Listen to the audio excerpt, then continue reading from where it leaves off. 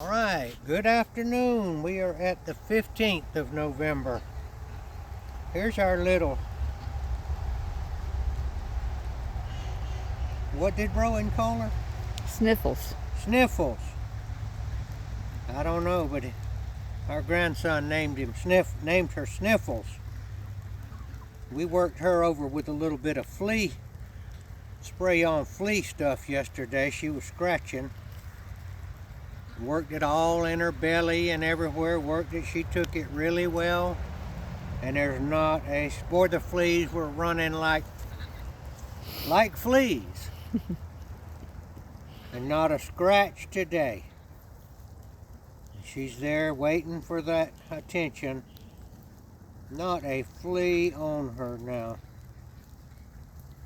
All right, we talked about my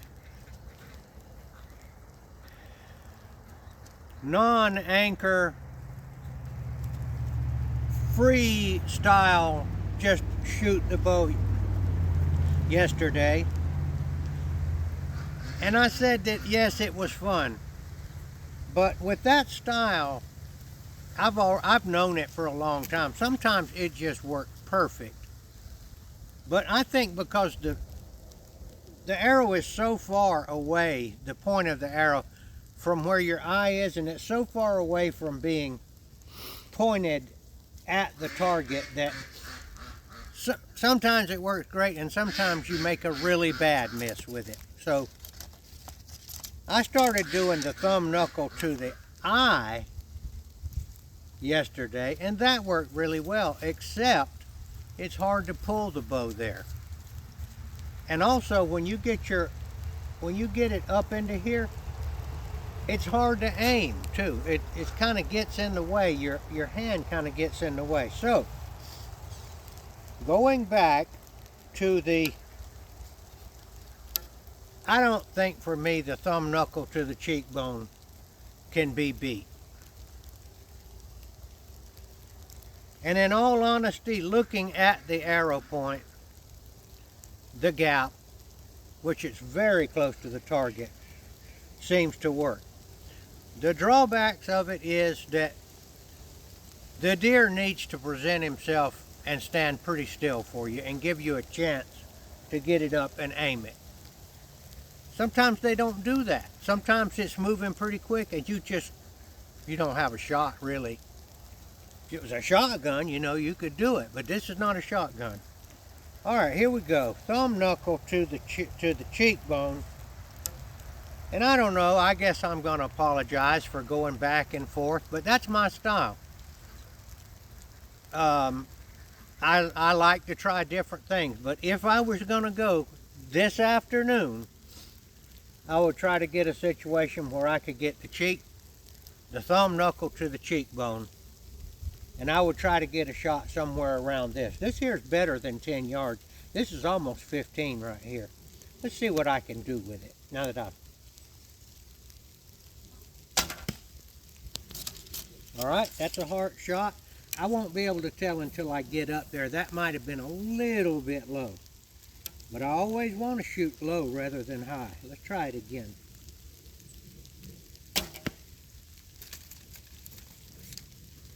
This I do know about this method with me. Cheekbone, thumb knuckle to the cheekbone. I'm going to get pretty close. I'm going to be close. I'm not going to have any wild shots like I do sometimes with the... And I have shot probably, I wouldn't be surprised if I shot 500 times yesterday and today. And my arms are getting a little bit spaghetti-like.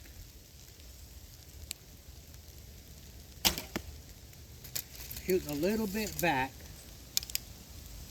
Let's get that right.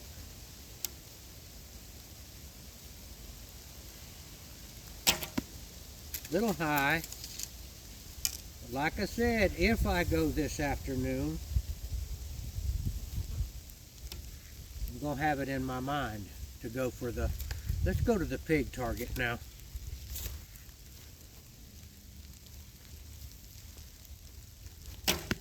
This is about 10 yards right here. And the place where I've got my stand set up is where I could definitely get a 10-yard shot. That's a little high. It'll work. Let's get that thing a little lower there. Don't be afraid of a low shot. That's nigh on to perfect right there. The fletching is kind of pointed down. It makes it look lower than it is, but it went in the right place. All right, going back to the deer.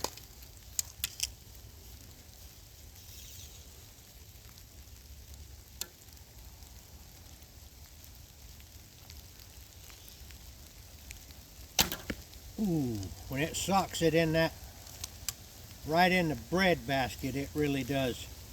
Well, it's not really the bread basket, but it's the lung basket. Let's put it that way. All right, let's go for the coyote's open mouth and see what happens. I hadn't done that in a while. See if we can put it in his open mouth.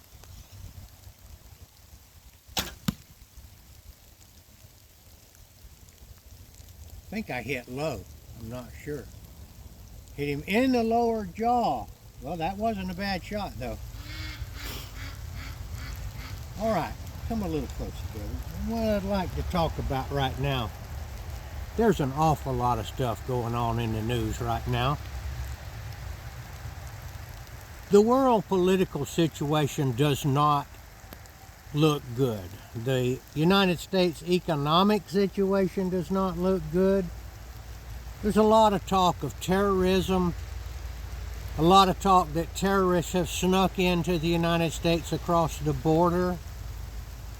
There's a lot of talk that they have been coming and they have embedded themselves into various United States corporations, water treatment plants, electrical plants, food processing plants, all kinds of stuff. And that whenever the ship hits the sand, these guys are going to be unleashed on us. I am kind of expecting that. I'm no prophet. I just hear it and I can see it. You know, it's coming. I would like to encourage us out there, to really not be afraid, to not live in fear. This is going to be frightening, what's going to come upon us.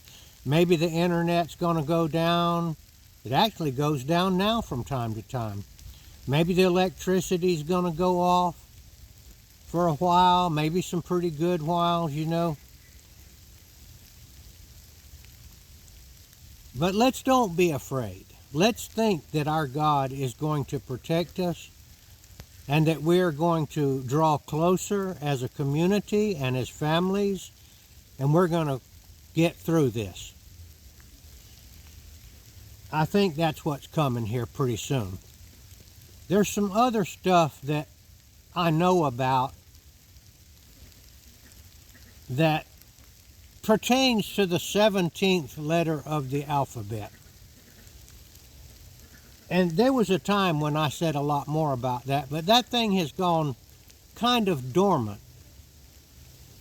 And many people did not believe what I was telling them about that in my own family. But I never did give up on it. I just quit talking about it. My sources of information tell me that that plan is not gone away, and it is close to being executed. And it is close. And when I used the word executed, I said that word on purpose. It is close to being executed, and I will put it this way, they are close to being executed. For those of you that know about the 17th letter of the alphabet.